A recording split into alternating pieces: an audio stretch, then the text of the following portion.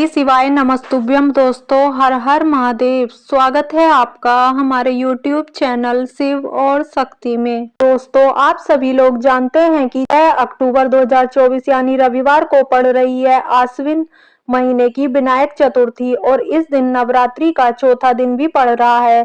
और दोस्तों, यह वो चतुर्थी है जो अश्विन महीने में पड़ने वाली सबसे बड़ी चतुर्थी है, क्योंकि यह अश्विन महीने में रविवार के दिन पड़ रही है। और दोस्तों, आप सभी लोग जानते हैं कि रविवार चतुर्थी का अगर सबसे बड़ा कोई उपाय है तो वह 7 गेहूं के दाने वाला उपाय है। तो दोस्तों, विनायक चतुर्थी के दिन आप लोगों को इस 7 गेहूं के दाने वाले उपाय को जरूर करना है।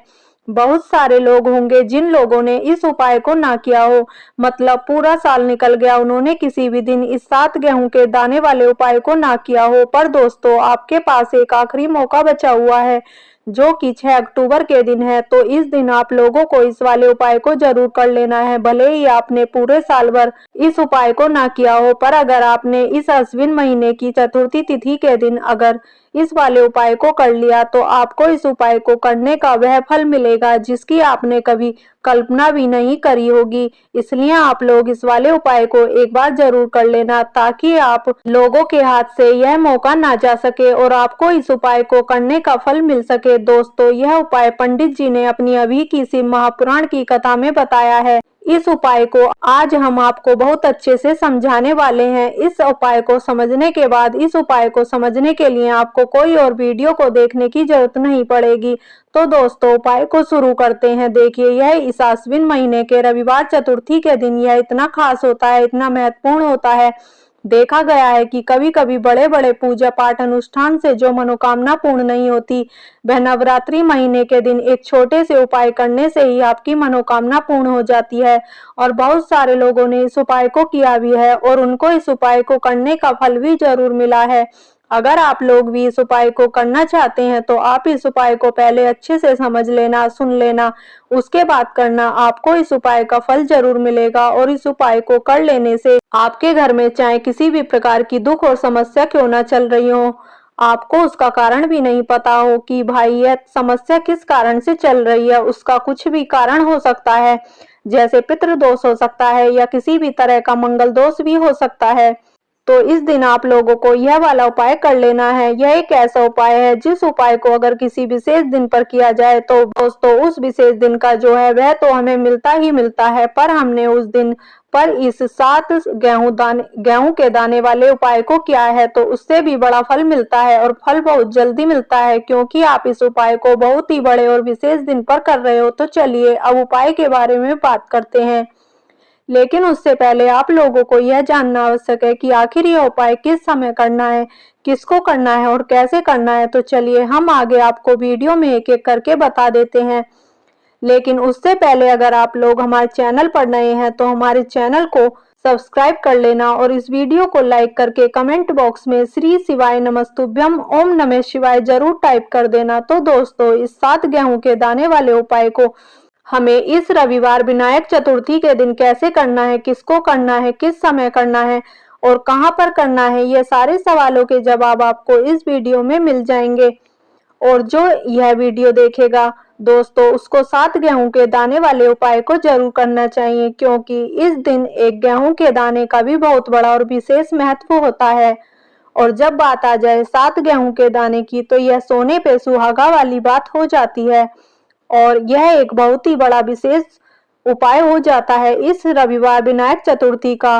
तो दोस्तों, इस 7 गेहूं के दाने वाले उपाय को आखिर करना किसको है, सबसे पहले बात जान लेते हैं। तो देखो, घर की जो बड़ी माताएं बहनें होती हैं, उन माताओं बहनों में से कोई भी एक बड़ी माता बहन इस वाले उपाय को कर सकती है। और दोस्तों, अगर आप चाहें तो अपने घर में से भी सभी सदस्यों को भी इस उपाय को करवा सकते हैं। अगर किसी व्यक्ति की खुद की भी कोई मनोकामना है, खुद की कोई दुख और परेशानी है जो कि वह अपने लिए ही करना चाहता है इस वाले उपाय को, तो वह खुद अपने लिए भी कर सकता है। बाकी अगर कोई घर में से ऐसा है जो कि अपने पूरे घर परिवार की सुख और शांति के लिए यह वाला उपाय करना चाहता है तो दोस्तों वह भी कर सकता है, उसमें भी कोई दिक्कत वाली बात नहीं है।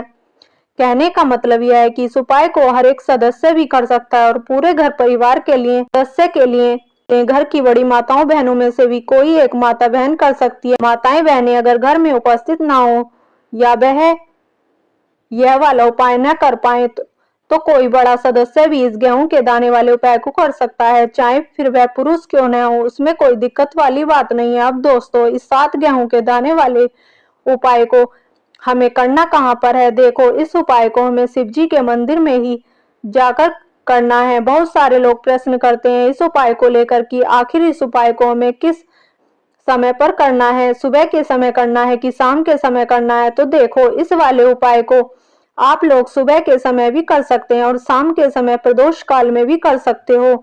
अब अगर बात पूछो कि सबसे उत्तम समय कौन सा रहेगा इस 7 गेहूं के दाने वाले उपाय को करने का, तो हम आपसे बस यही कहेंगे कि इस उपाय को आप शाम के समय करेंगे तो ज्यादा बेहतर होगा। देखो, गुरुजी ने कहा है कि अगर रविवार के दिन विनायक चतुर्थी पड़ जाए तो इस दिन आपको 7 गेहूं के दाने वाले उपाय को अवश्य करना चाहिए। देखो, सबसे पहला उपाय, यदि आपके जीवन में कर्जा बहुत अधिक है, आपके जीवन में संकट अधिक रहते हैं, आपके ऊपर बहुत अधिक विपदा आ रही है, बार बार आपको अपने व्यापार में, अपने धन में हानि देखने को मिल रही है, यानी कि आपको प्रत्येक कार्य में हानि मिल रही है, तो आपको यह उपाय करना चाहिए। देखिए, इस उपाय के लिए आपको 7 गेहूं के दाने आपको लेने हैं। 7 गेहूं के दाने लेने के बाद आपको जरूरत होगी चावल के दानों की। 11 चावल के दाने और 7 गेहूं के दाने, और चावल के दाने खंडित नहीं होने चाहिए। के साथ ही आपको एक तांबे का लोटा लेना है और इस तांबे के लोटे में आपको जल भरना है। जल आपका खुद के घर का होना चाहिए, मंदिर का नहीं होगा।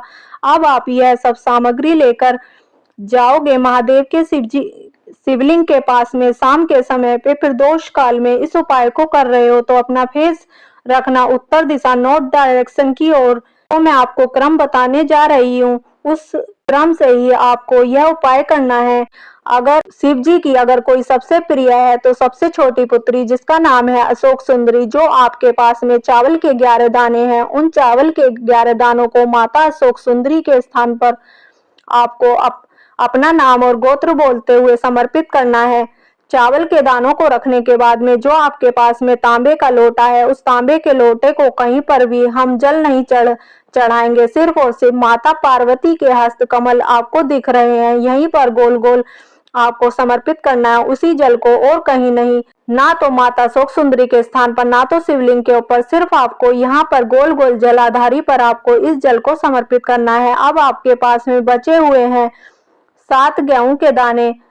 7 गेहूं के दानों को आपको अपनी मनोकामना अपने विशेष कहते हुए महादेव के शिवलिंग पर अगर आप विनायक चतुर्थी के दिन प्रदोष काल में समर्पित कर देते हैं तो आपकी जो भी मनोकामनाएं होंगी, जो भी विश होगी, महादेव पूरी जरूर करते हैं। अन्न को समर्पण करने से, उस खासकर गेहूं को समर्पण करने से हमारी इच्छाएं पूरी होती हैं, और अगर वह दिन चतुर्थी का दिन हो तो तब तो इससे सुंदर संयोग कुछ भी नहीं हो सकता। आपकी इच्छाओं का पूरा करने के लिए बहुत स्पेशल, बहुत प्यारा सा उपाय आप सभी को जरूर करना है। ध्यान में रखिएगा, यह उपाय प्रदोष काल में करना है। देखो, गुरुजी ने कहा है भगवान शिव के शिवलिंग पर 33 कोटि देवी देवताओं का वास होता है। अगर हम शिवलिंग के सामने कुछ भी उपाय करते हैं तो हमारे सभी देवी देवता हमसे खुश हो जाते हैं। यह उपाय आपको अवश्य करना है। अब बात करते हैं अगले उपाय की। देखिए, आपको क्या करना है, एक काली मिर्च लेनी है। देखो, ध्यान से समझना, एक काली मिर्च लेनी है और ध्यान देना है कि काली मिर्च कहीं से भी खंडित नहीं होनी चाहिए। फिर इसके साथ आपको लेना है एक गोल बाती का दीपक। देखिए, दीपक आप चाहें तो माटी का ले लें, चाहे आप शुद्ध आटे को मलकर बना सकते हैं। बस आपको उस आटे में आपको नमक या हल्दी का प्रयोग नहीं करना है, ठीक है।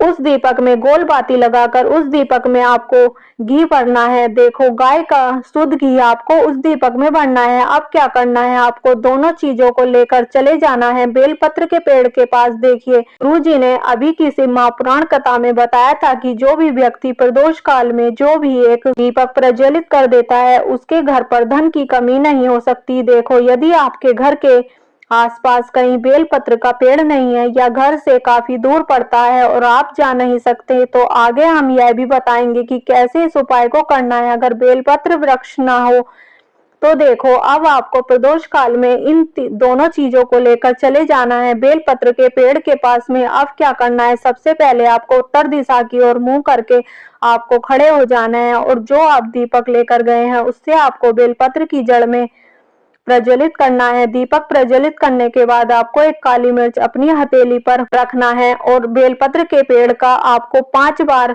परिक्रमा कर लेनी है। और उस परिक्रमा करने के बाद, और परिक्रमा बेलपत्र के पेड़ का नहीं लगा सकते तो आपको दीपक को चारों ओर कुछ इस तरह से क्लॉकवाइज 5 बार घुमा देना है, मतलब आरती करना है। और घुमाने के बाद आपको उसी काली मिर्च को दीपक में डाल देना है और वहीं पर बैठकर हाथ जोड़ करके आंख बंद करके आपको जो भी आपके जीवन में समस्याएं हैं, घर से लक्ष्मी जी का निवास नहीं है, घर में लक्ष्मी जी प्रवेश नहीं कर रही हैं, और भी जीवन में जो भी समस्याएं हैं, तो उस समय आपको विनती करनी है। ठीक है, अब इसके बाद यदि आपके घर के आसपास कहीं बेलपत्री का पेड़ नहीं है तो आपको इन सब चीजों को लेकर चले जाना है शंकर जी के मंदिर में। और शिव जी के मंदिर पहुंचकर आपको क्या करना है, आपको इसी एक दीपक को आपको शंकर जी के मंदिर की जो चौखट होती है वहां पर आपको इस दीपक को जलाना है। और दीपक जलाते समय आपका मुख उत्तर दिशा की ओर होना चाहिए। दीपक जलाने के बाद आपको क्या करना है, एक काली मिर्च अपनी हथेली पर रखनी है और आपके जीवन में जो भी समस्याएं हैं,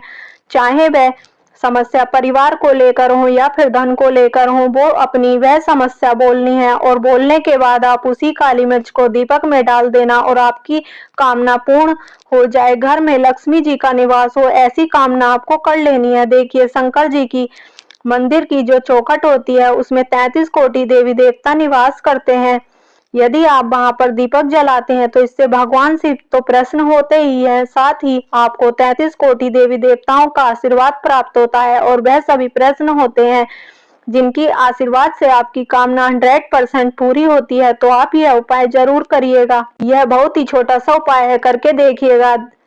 अब जान लेते हैं गुरुजी द्वारा बताए गए दूसरे उपाय के बारे में। इस उपाय के लिए आपको मात्र 2 लौंग लेनी होंगी, यानी कि आपको लौंग का जोड़ा लेना है। 2 फूल वाली आपको लौंग लेनी है। लौंग का जोड़ा कहीं से भी खंडित नहीं होना चाहिए, इस बात का ध्यान रखें। इसी के साथ में आपको लेना होगा लाल चंदन का पाउडर। देखिए, यदि आपके पास लाल चंदन की लकड़ी है तो उसे घिसकर भी आप चंदन के रूप में प्रयोग कर सकते हैं। यदि पाउडर है तो उसका भी आप अपने उपाय के लिए प्रयोग कर सकते हैं। देखिए, चंदन जो है वो तेज का प्रतीक माना गया है और साथ ही जीवन के अंधकार को दूर करने का प्रतीक माना गया है। अब इसी के साथ में आपको मात्र एक तांबे के पात्र के अंदर शुद्ध जल लेना होगा अपने घर से। अब दोस्तों, यह तीनों सामग्री लेकर के सीधे आपको पहुंच जाना होगा भगवान शिव जी के मंदिर में। देखिए, इसी के साथ में आपको एक गोल बाती का दीपक भी लेना होगा। दीपक आप मिट्टी का भी ले सकते हैं, शुद्ध आटे का मनकर भी बना सकते हैं। दीपक में आपको शुद्ध घी का प्रयोग करना है। लेकिन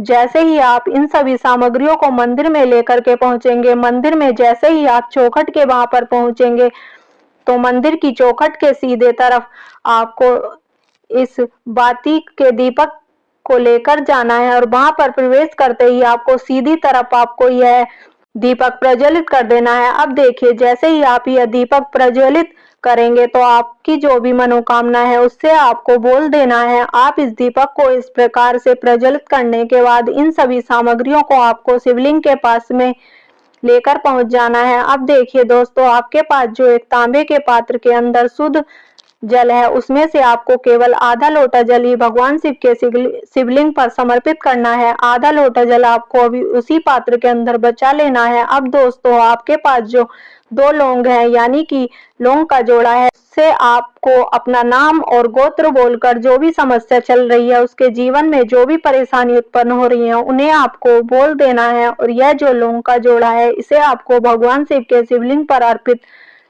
कर देना है। जैसे आप यह 2 लौंग शिवलिंग पर चढ़ाएंगे तो अपना हाथ जो है वहां पर आपको रखना है और महादेव से आपको प्रार्थना करनी है कि मेरे जीवन की यह जो परेशानियां हैं यह सभी दूर हो जाएं, या कि आपके जीवन में धन की से संबंधित परेशानियां चल रही हैं, कर्ज की समस्या चल रही है, बच्चों का पढ़ाई लिखाई में मन नहीं लग पा रहा है, घर के जो आर्थिक संकट है वह सभी दूर हो, व्यापार आपका ढंग से नहीं चल पा रहा है, घर में रोग की स्थिति बनी हुई है, यानी कि जिस भी प्रकार की आपकी समस्याएं हैं उसे आपको महादेव से बोल देना है और महादेव से इन सभी समस्याओं को दूर करने के लिए आपको प्रार्थना कर लेनी है। अब देखिए दोस्तों, आपने जो 2 लौंग शिवलिंग पर समर्पित की थी उसे आपको वहां से उठा लेना है और इन दोनों लौंगों को आपको शिवलिंग से उठा करके सीधे उससे जल के पात्र के अंदर डाल देना है, यानी कि अपने आधा लोटा जल और बचाया हुआ था उसी के अंदर आपको यह 2 लौंग डाल देनी है और साथ में आप जो लाल चंदन लेकर आए थे उस लाल चंदन को भी आपको उसी पात्र के अंदर डाल देना है, यानी कि आधा लोटा जल और बचा हुआ है तो उसी आधे लोटे जल के अंदर आपको यह लाल चंदन भी डाल देना है। अब देखिए, इस आधे लोटे जल में इसमें आपने 2 लौंग डाली हैं, लाल चंदन डाला है, उसे सीधा लेकर के आपको पहुंचना है बेलपत्र के वृक्ष के वहां पर। देखिए, बेलपत्र का वृक्ष यदि आपके घर पर है तो वहां पर आपको आ जाना है, आपके घर के आसपास कहीं पर है वहां पर आपको पहुंच जाना है और उसके पास आपको जो मुख है वह उत्तर दिशा की ओर होना चाहिए और उसके बाद आपको अपना नाम और अपनी गोत्र को बोलना है और पुनः अपने जो भी परेशानियां शिवलिंग के पास बोली थी उन्हें आपको वापस से बेलपत्र के वृक्ष के पास बोल देनी है और यह जो आधा लोटा जल है इसे आपको पूरे बेलपत्र के वृक्ष की जड़ में श्री शिवाय नमस्तुभ्यम का जाप करते हुए समर्पित कर देना है। तो बस इतना सा उपाय आपको करना है, तो भी आपकी परेशानियां हैं, समस्याएं हैं, उससे महादेव निश्चित ही दूर करेंगे। तो कैसी लगी आपको ये वीडियो? अगर वीडियो अच्छी लगी हो तो वीडियो को लाइक करें, चैनल को सब्सक्राइब करें, कमेंट बॉक्स में हर हर महादेव अवश्य लिखें। धन्यवाद।